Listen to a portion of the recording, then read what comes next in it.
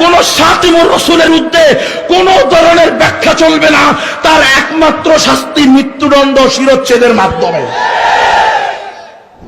রাসূলুল্লাহ সম্মান মর্যাদার বিরুদ্ধে এক চুল পরিমাণ বেয়াদবি যদি কেউ করে, সেই মুরতাদকে কাফের ঘোষণা করে তার গর্দানকে উড়িয়ে দিতে হবে। রাহমাতুল লিল আলামিনকে পৃথিবীর মধ্যে যারা গালি দিবে, তারা পৃথিবীর জমিনের মধ্যে থাকার কোনো অধিকার রাখে না। রাসূলুল্লাহকে নিয়ে যে কটূক্তি করবে, ব্যঙ্গ করবে, সে যেই হোক তার শাস্তি হলো কতল।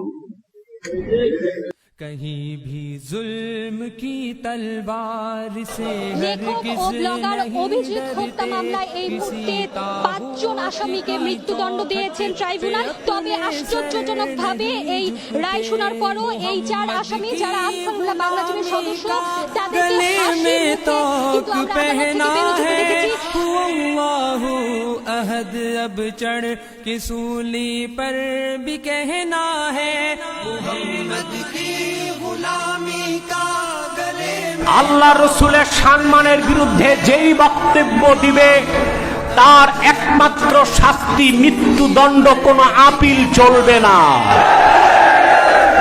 এই ক্ষেত্রে হানাফি, শাফি, মালিকি, হাম্বলি 4 মাযহাব একমত।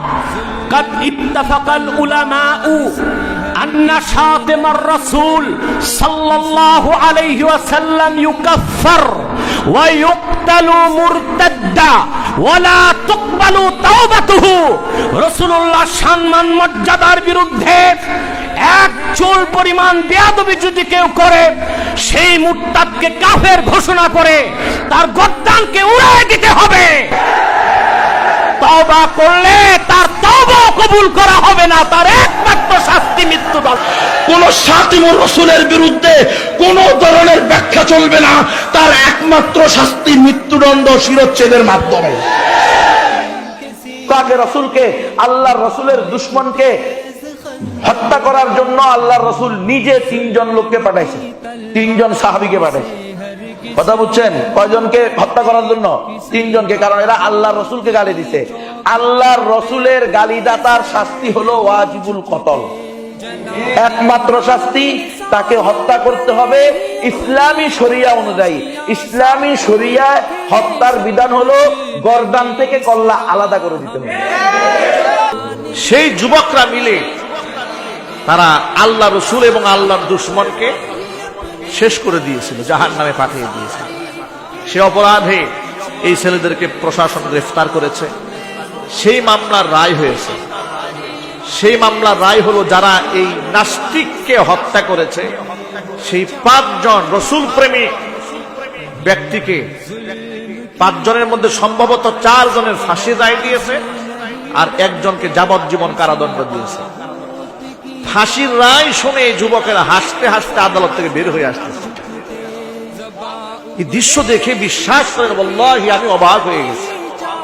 বাংলাদেশের মুসলমান, আপনারা পৃথিবীর বিভিন্ন জঙ্গলের ইতিহাস শোনেন, ভাই জঙ্গলের ইতিহাস শুনে লাভ নাই।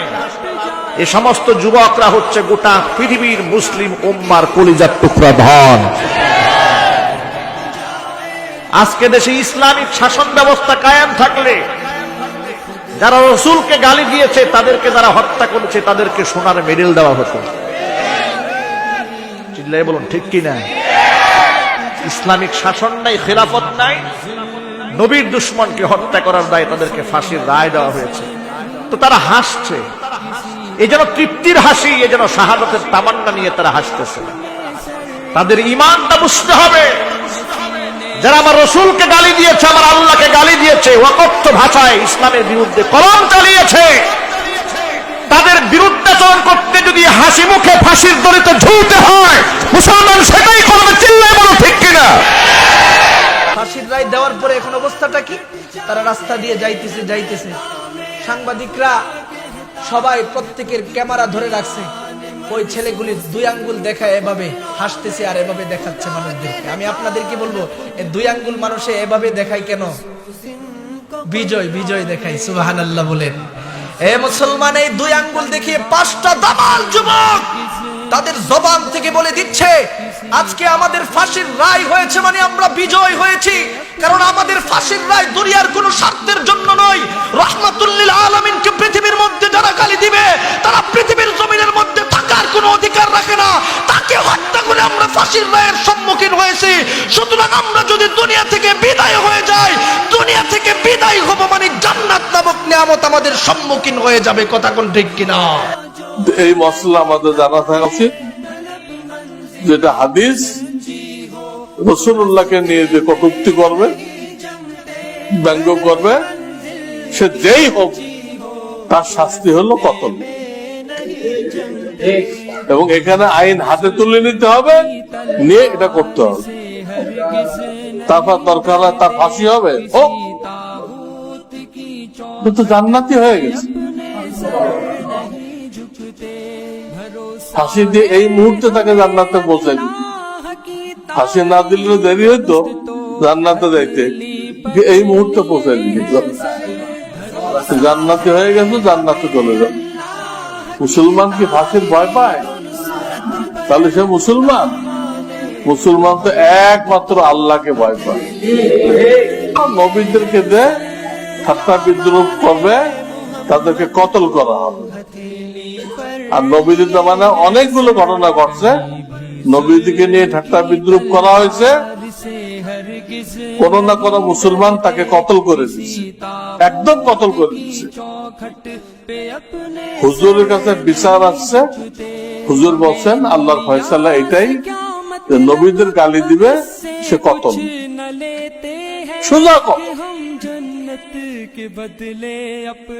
তার জন্য জান্নাত ওয়াজিব, জান্নাত ওয়াজিব হয়ে গেল যে কতল।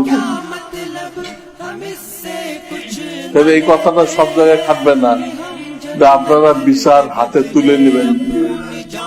এখানে হাতে তুলে নিতে বলা হয়েছে, বিচার হাতে তুলে নাও, নিয়ে তোমার সর্বশক্তি ব্যয় করো, করে রসুলের দুশ্মনকে শায়েস্তা করো। তো আলহামদুলিল্লাহ কোন মুসলমান ভাই এই দায়িত্ব আদায় করে দিচ্ছে, কোন মুসলমান ভাই দায়িত্ব পালন করছে, ওর কল্লা উড়াই দিচ্ছে, জমিন ওর থেকে পাক করে দিচ্ছে। আমি থাকি বা না থাকি কোনো পরোয়া নেই, কিন্তু এই লোকেরে আল্লাহ জমিনে রাখা যাবে না। المؤمنين رجال صدقوا ما عاهدوا الله عليه من المؤمنين رجال